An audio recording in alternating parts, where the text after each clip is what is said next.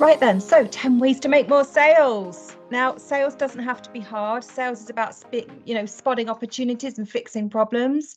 You've got myself and Matt, one of my lovely team, on the call today. Matt's going to talk to you about Bullhorn, and I'm going to talk to you about LinkedIn. Obviously, those of you that know us know that we do three things. We do recruitment training, we do Bullhorn first, culture stuff, getting data sorted and systems working on speed, and we are really good at automation as well. We've also got this lovely platform, which some of our lovely clients that use the platform are on this webinar today because they obviously can't get enough of us being 24/7. We've got all sorts of bits and bobs on the platform, as you see scrolling through there. Lots of Bullhorn, lots of LinkedIn. And what I must stress is LinkedIn, the free version, because a lot of our clients come to us and say, Lisa, we don't want to rely on LinkedIn Recruiter anymore. What can we do with the free version? Well, there's a load of stuff on Recruitment Hit that will help you with that and reduce the need to maybe upgrade or renew. God forbid they hear me saying that. But obviously, one of our first questions that we've got for you is that we really want to know the answers to this, by the way. Matt's going to run a poll now. What's the year been like for you? Typical recruiter resource issues, not enough time, too much data. You want me to pick the phone up, but you've covered me in systems and things like that. Hear that a lot. Make it stop. Counter offers are a nightmare. Clients are taking too long to make decisions about things. Don't clients and candidates get in the way of a great recruitment process? Yes, they do. If we didn't have any candidates or clients, we'd be amazing recruiters, wouldn't we? We'd have the most streamlined processes. Our data would be stunning. Right, I'm going to put a few stats in front of you just to set the tone of stuff, just to give you a feel for what's going on. Because a lot of the reasons why some of you come to these webinars is to get a sense of what's going on out there. Because when you run your own business, when you work in your own business, it can be very isolating. And it's nice to know that maybe you're not on your own, or actually it is a struggle for everyone, or there might be just some idea, just one idea from today, just one might make all the difference. Who knows? So some stats. Sales on the whole can be incredibly unproductive. Busy, but unproductive. And you'll know what that means. Yeah. And I would certainly say when I was talking to the head of analytics at Bullhorn recently, and he used the language of, the amount of tech that some recruiters have got is prohibiting great sales. Yeah. And what we certainly don't want to happen is that your sales process is a sales prevention process, because you're drowning in data and you're drowning in people and systems. So we need to get organized. Equally, and there's a lot of data out there to suggest, I'm sorry, but prospecting brand new clients on average takes 18 calls. But here's a question, and I want you to grab your keyboards and mice. I want you to pop into your chat, and I want you to tell me when the average recruiter stops calling. How many calls does the average recruiter in the UK make before they stop because they go, enough, this ain't going to work? So if it takes 18 calls, how many calls does a recruiter on average make in the UK? And if you're outside of the UK, feel good about yourself. Anybody? So someone's put in 3, we've got 10. What else have we got? Any other numbers? 3 again, my God, bless your hearts. Prone to failure. 2. It's about 5. The average recruiter in the UK makes about 5 calls. And meanwhile, the client sat there, she says, like in a cartoon, going, no, they didn't call me 18 times. I'm not going to. We know that some of you do not need those 18. Some of you can just wake up in the morning and think and bored, she says. Wouldn't that be gorgeous? But actually, a lot of us like the chase. Yeah, I work with some recruiters. The idea of account management, why would I want to bother doing that when I can sit all day on the phone and take rejection like a pro? But actually, there is something to be said. Cold calling, for some of us, is quite energizing. It's quite exciting. It's quite organized. And then when you win, you feel like you've done something. I've come from a very boiler room style recruitment business that got off on that. But some of you might actually just like changing lives and continuously improving your clients and candidates' lives as well. So there's an argument to say that account management is better than BD, but I'll let you be the judge of that, depending on the kinds of clients you've got right now. Maybe you don't want to continuously work with some of them, and maybe you would welcome the case of culling some of your clients and bringing on some new ones. And by the way, smart if that's the case. The other thing as well to bear in mind is it's all about knowing the issues that your candidates and clients have got. That's what sales is all about. And again, we're going to talk to you about how Bullhorn on LinkedIn can really help you with that. But here's a stat to give you confidence. It's okay to know what your client wants. It's okay to demand to know what they need and to challenge them and be a great consultant and not be what I see in the industry way too often is an administrator. I know lots of recruitment consultants who do the job of an administrator, not because they want to, by the way, it's just happening. That's what's happening. Whereas actually, the language consultant is something that's a very privileged job title, I personally think. And those of you that do it extremely well know what I'm talking about. And it's aiming for that straight spine, what the client thinks they want, but what they need might be two different things. So be confident, know what your client needs, find out, understand the personas, research the industry, and show them. Yeah. We're going to talk about personalization as well, because the one thing that we've got with AI and automation is the potential for being even more robotic in our processes than we were before. And we were quite robotic. I mean, automation has been around for tens and tens of years. Yeah. When the wheel was created, that was automation. Now, obviously, I'm being a bit glib, but personalization for me is where most of my clients have got the march. And you can do that, by the way, if you use automation. It doesn't make you a robot. You just need to try a little bit harder. Something to think about. We're going to talk about that towards the end. So we're going to look at Bullhorn and LinkedIn sales tips today. And there are 10 things we're going to look at. And at the end, there's even a bonus. What could it possibly be? And also a quick poll at the end, because we want to know which you're going to take away. So be ready, okay? Because we're going to spend about a minute on each one. Lovely. So Matt's going to start off and we're going to play a bit of tag, if that's okay. And if you want to imagine we're in a ring in our little masks with a bit of lycra, be my guest. Damn it, it's in my brain now. Sorry. This is where everyone dials out. Go on then, Matt. Talk about Bullhorn. Well, so as Lisa showed in the stat a few slides ago, 61% of your clients are going to be more responsive if you send them the right candidate. Now, if your candidate can get an interview at one job, they can probably get an interview at a different one, and a different one, and a different one. So what you want to do is make sure you're using your shortlist and your submission list to identify the candidates that are getting interviews and they are opening those doors for you. And you can even be a bit clever with it and create a sense of urgency. If you've got a client dragging their feet, not quite getting back to you, let them know, oh, that great candidate I sent over to you, they're also interviewing at these other places. Might just give them the push they need to call you back. Absolutely. In some parts of the world, we call these silver medalists, don't we, Matt?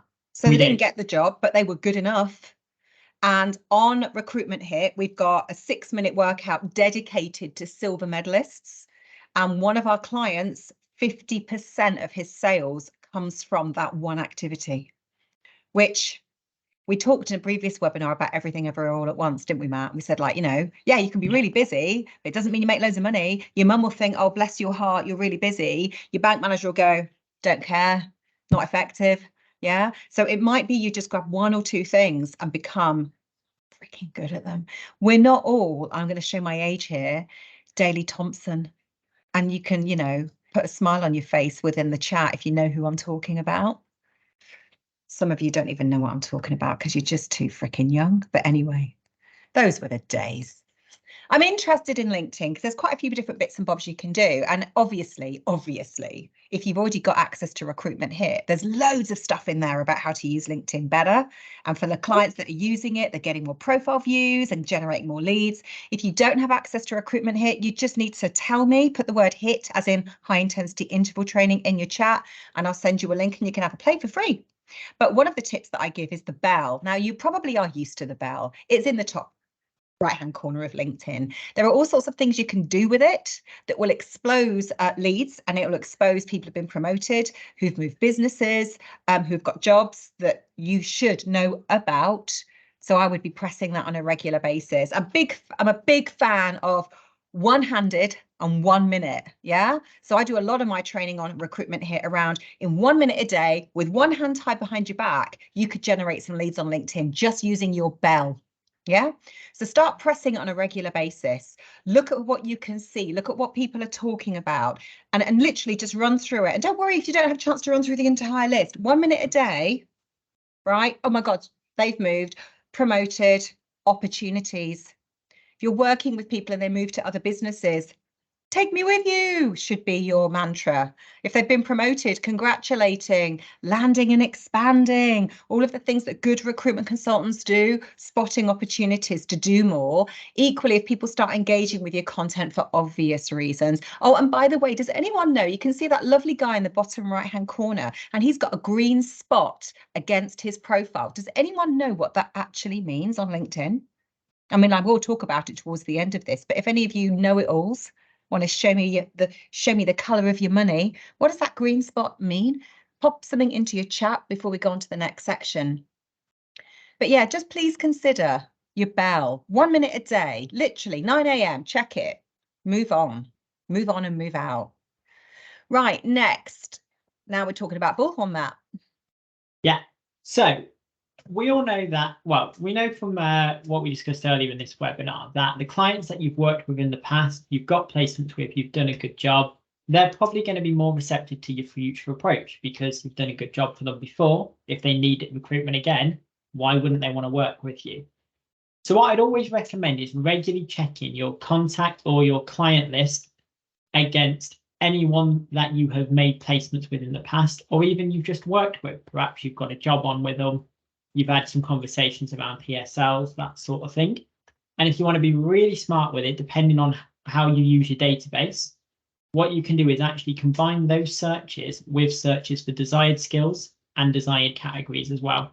If you know you've just interviewed a really hot candidate yesterday who is really good at Java and Python, you run your search for your clients you've worked with in the past who are looking for those skills. Right there, that's your call list for the day. Absolutely. And again, it's about that effectiveness. And again, remembering accounts are easier to manage than brand new clients. That 18 calls on average you might need to make, and most of the industry quits after 3, 4, 5 calls. I'm sure you know you can set up job alerts. You don't need me to tell you that. You probably also know that the time at which you set up the job alert is the time at which you will receive a job alert. So whatever you do, don't set it up when you are least likely to want to deal with it. Just a trick of the trade, be there when the post person comes. But I want you to be thinking about when you're doing your searches, and we've got a load of tips for LinkedIn searching and Bullhorn searching on recruitment here. Again, hint, hint. But think about when you're setting up your job alerts and you're setting up your searches, not only relying on what's coming through, but actually when you go into the search screen, scroll down, because there's not just the jobs that you've searched for, but depending on what you've done with your profile, and this is really important. I'm a big fan of you optimizing your profile to trick LinkedIn into surfacing you in results where your candidates and clients are likely to see you. They're not searching for recruiters, by the way, they're searching for each other. So if you're regularly updating your profile with the right content within your industry, personal stuff that's related to your industry and their life chances and their personas, and you have also pimped your profile, if you want to use that language, to have job titles in that you are regularly placing, then LinkedIn's somewhat clever algorithm will go, well, this guy talks about IT managers a lot. Here's a load of IT managers job surfacing. Gorgeous. So be clever with the tech. Trick it by optimizing your profile to be found by the search engines, right? And equally, scroll up and down the search results that you get when you're looking for jobs, because they will also be recommended for you in things further down that go below the fold. So don't take things at face value. Be a tiny bit inquisitive. And again, 1 minute a day, one hand behind your back, and set up those job alerts, please. Something to think about.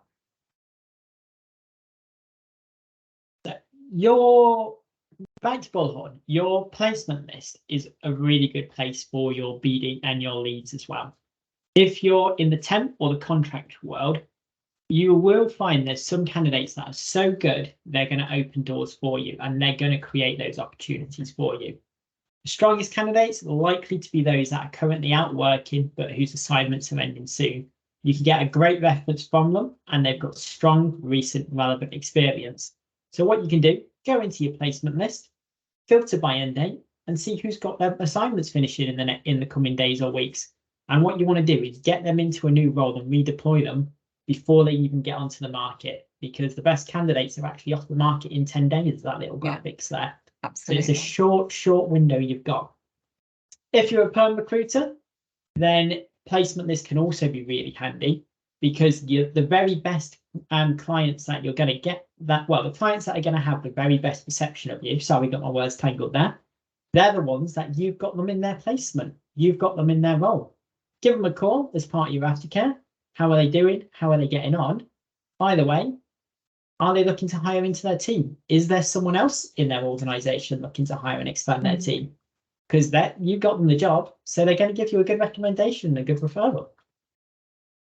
Can I chuck some stats in? A stat that blows my mind every single time. So stats, right? Who knows? 80% apparently of stats are 91% of companies who were asked, would you give a referral, said yes. 91%. Can anybody guess the stat on average, again, the percentage of recruiters who ask for referrals? Now, if you're on a previous webinar of mine, you may remember, but again, I'm not expecting any fans to be on the call. My kids are at school, she said. 91% of recruitment clients said they give referrals, but what's the percentage of recruitment consultants that ask for referrals? Anyone hazard a guess? Pop a number into your chat in terms of percentage. Anyone? Wake up, people. What do we got? 30. You're ambitious. It's 11%. It's pants, people. Pants, people. Showing my age again. Pants, 11%. That's a big gap between the 91 people out of 100 that said they'd give a referral and the 11 recruiters who dared to ask. Yeah. Recruitment consultants, you're sassy. You're sexy. Why aren't you saying, John, tell me how you feel about what I did for you and tell me how I can do this for other people? Or I am on a mission this year to help more people in .NET find the jobs of their dreams. Who can I talk to? Ask the question. Most of us hold doors open for people. Most of us, she says, you know, when you go to car park and you take your little ticket, and then when you put it in your window, and then as you're pulling out, you might see someone walking across the car park, and you think, yeah, I'm going to give them my ticket. That's a nice thing to do. That's like, it's the same kind of DNA, isn't it? It's that wanting to help. But recruiters, our pants are asking for referrals, but that might be all you need to do for the next 12 months. That might be it. She says, if life was that simple. But yeah, take Matt's advice, please. Don't be one of the 11%. No, actually, not the 11%, up to 50, 60, 70 would be nice. You can follow up to 1,000 companies on LinkedIn. Now, are you really going to do that? I really hope not. I hope you've mapped your market. I hope you've called the Chamber of Commerce or you've contacted the trade body that supports your industry in your region and got a handle on the number of companies that might actually exist, which, by the way, is a bloody important tip, because otherwise this fear of missing out that the recruitment industry suffers from, you'll drown in crap data. So if you only need to think about the 200 companies in your region that you need to map, then find out who they are and freaking follow them. But also follow your competitors and see what they're up to as well. But you can follow up to 1,000. And of course, the great thing about that is several-fold. One, it pimps your profile and makes you look like you know what you're talking about. Two, LinkedIn will surface you in results related to that content because of its algorithms, quite clever. Three, within your home feed, you'll see their updates. And again, in a minute a day, you're looking at your home feed, right? Job, job, job. Very nice. Or expansion, expansion, expansion. Very nice. Thank you very much. Hopefully not closing down. But obviously the idea is that businesses change and they will update their LinkedIn profiles with stuff. Yeah. Tip of the day, and I've got a blog dedicated to this. Businesses that go for awards normally are relatively cash rich, normally are pretty ambitious, and are normally expanding and recruiting. I've got a blog on how to capitalize on businesses that are going for awards and helping that improve your sales pipeline. Please put the word awards into your chat if you want me to send you that blog.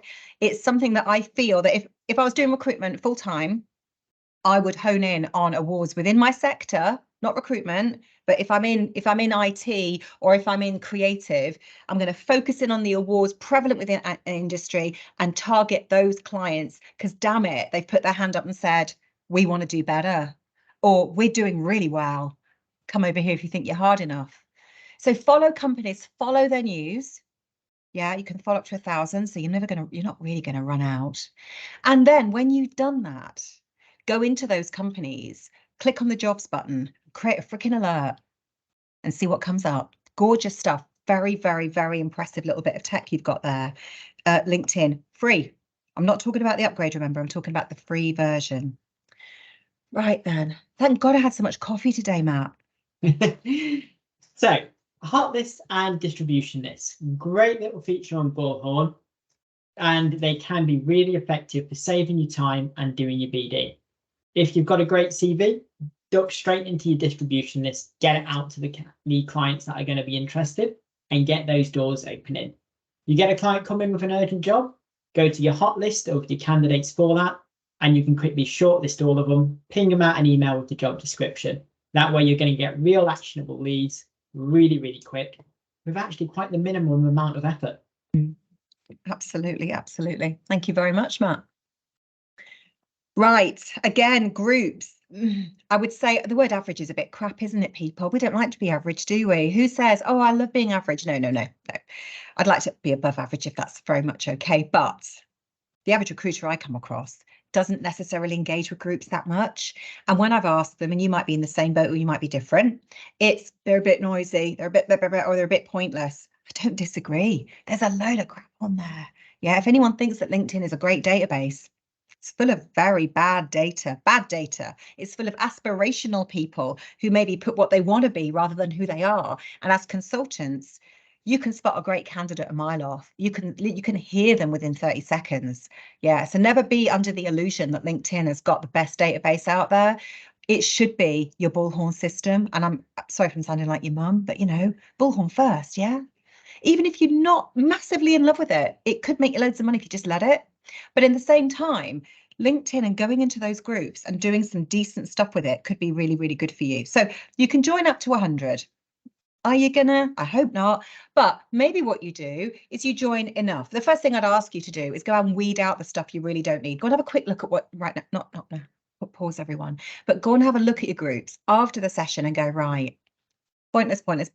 And then I say, right, okay, if I was going to give you a credit of 5 minutes a week, yeah, 1 minute a day, going into LinkedIn and adopting 5 groups. And when I say adopting, putting everything you've got in. So going in, having a look, connect with the admins of those groups, because they normally are relatively influential creatures that are good at networking. And also if you connect with them, they'll forgive you if you do something silly, which is quite nice. The next thing that you can obviously do as well, I don't know if you've ever seen within groups, but there's a manage notifications bell. Yeah, you press that. Whenever that group does something, it'll go into your home feed, which is quite handy when you're doing your 1 minute a day home feed checks, which is good stuff as well. Obviously, you can leave the group if you really, really want to. But this is a really cool tip, right? You don't have to be connected to people on LinkedIn to send them messages. If you are a member of a group, the same group as someone, look at that. Look, I'm a member of digital marketing and there's a guy who's a 3rd level connection. I can message him. I don't have to be connected. Now, by the way, pick up the phone, absolutely. But sometimes it's difficult. Sometimes you just want to get in there and maybe send some content that's really interesting to get them to look at you in the first place. And also a lot of candidates and clients might not want to connect with you on LinkedIn. So you might feel relatively restricted in terms of reaching out. This could be a good sourcing tip as well, by the way, for another day. But you don't have to be connected to people on LinkedIn to send them messages. You just need to be in the same room as them to attract their attention.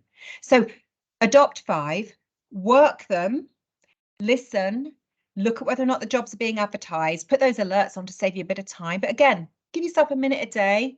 And at the end of the week, if those 5 groups, maybe 2 of them are absolute rubbish and they are just either too busy for you to hear what's going on or they're almost dormant, like everyone's died, then get out, leave, join another one and rinse and repeat and make it valuable. Make that 5 minutes high energy. Yeah, make it high energy.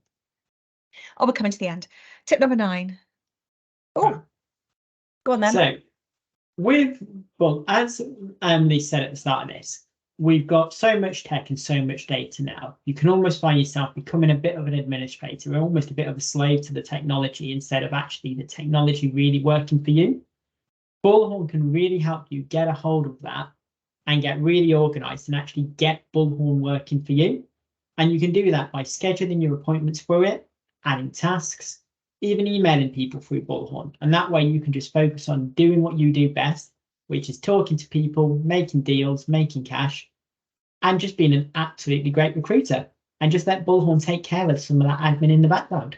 Absolutely, absolutely. And again, is it the most perfect thing to organize you? No, your brain's really pretty damn good, but you can be forgiven for having too much going on sometimes. Let it do some heavy lifting.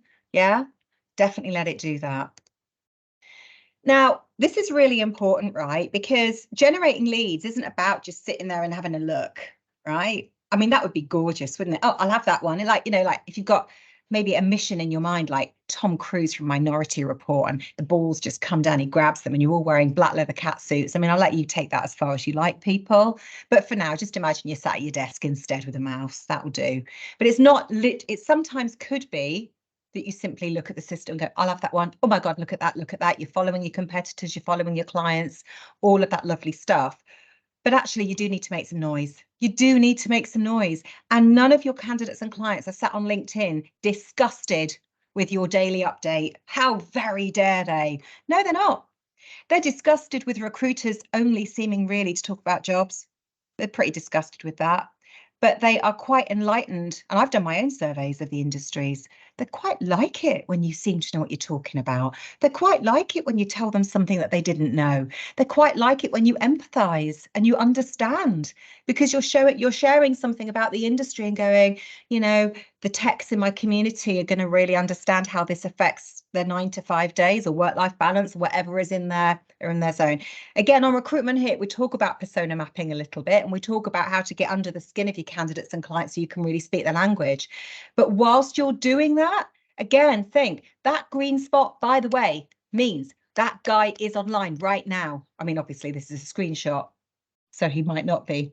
But whenever you go into your contacts on LinkedIn, or you are looking at something that they might have posted and you see those green spots, they are online right now.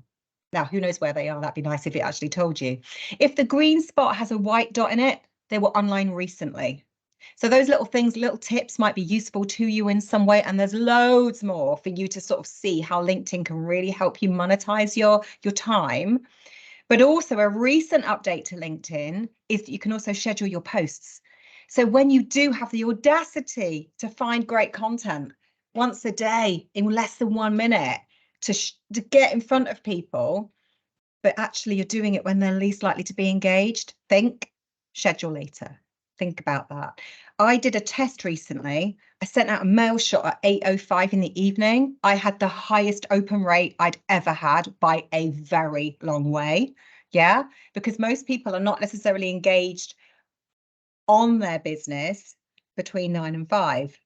Yeah, they might be more engaged in their business between 9 to 5. I really want you to think about that as well. And if you don't know the answer of when your candidates and clients are most likely to be online, just ask them. Just say to them, when are you most likely to read something that's been sent to you? They'll tell you the truth.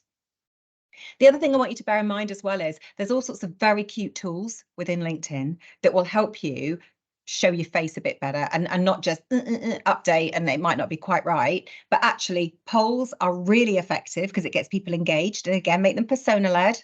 And also you can create your own graphics and videos and stuff like that in LinkedIn if you really want to, again, the free version. So get personal, attract attention, and then look at people looking back at you, look at your profile views, look at who's engaging with your posts and convert those looks into, I was about to say feels, but that's going into a totally different territory of webinar. And I need to speed up because we've gone over time. The bonus tip for you is really important. And I know Matt is very passionate about this because he does a lot of Bullhorn training and a lot of Bullhorn automation training. I'm not giving you LinkedIn tips to take you outside the system. Oh no, I'm giving you LinkedIn tips to get you back in the system. 1 minute a day in certain areas to then pump up the volume on your Bullhorn system. Get that data onto your Bullhorn system. Yeah, the really good stuff. Get it on there. Don't wait for it to be placed. Don't wait for that lead to turn into an opportunity. get it onto the system and then nurture it from there if you can. Yeah, have those private lap dances with those people within the system as opposed to in a really public environment. And also, if you've got automation, use automation to do some serious heavy lifting. Keeping all your candidates siloed on a bit of paper or in your LinkedIn profile will not help you longer term. Yeah, it's time consuming trying to do all of that yourself. Automation is there to free you up and allow you to be really, really effective. So that's going to bring up a poll now, and I want you to go a bit trigger happy. Which of the tips maybe did you most rate, that you're going to try, that you think you're going to get the most success from? Choose the ones that you think are going to be the most appropriate to you. I'm really interested in what you thought of the content for today, because we've just started ramping up our free webinars and we want to take some feedback from you today and then obviously run more in the future around sourcing, account management, personal effectiveness, Microsoft Teams. If you have it, some really cool tools in Microsoft Teams, more Bullhorn tips of navigation and hot lists, all sorts of gorgeous stuff there. So let's wrap up. We obviously want you to try these tips. You might only try one or two and that might make all the difference. We'll accept full credit. We don't want any payment. Credit is enough, she says. And if you don't have access to Recruitment Hit, put HIT within your chat and I'll send you a link. Or if you're sassy enough, just go and find it on our website. It's there. And actually, most of you have been hammered by me via LinkedIn already. So you already have the link. So sign up for a trial if you don't already have one. You get a free 3-day trial on HIT anyway. So go in and have a play. I'll be watching you to see what you're playing with. So good luck, everybody. Have a great end to the week. Have a storming October. Be effective. Bullhorn first, and use that free version of LinkedIn to really move that dial. Good luck, everyone. It was great to see you on the webinar today.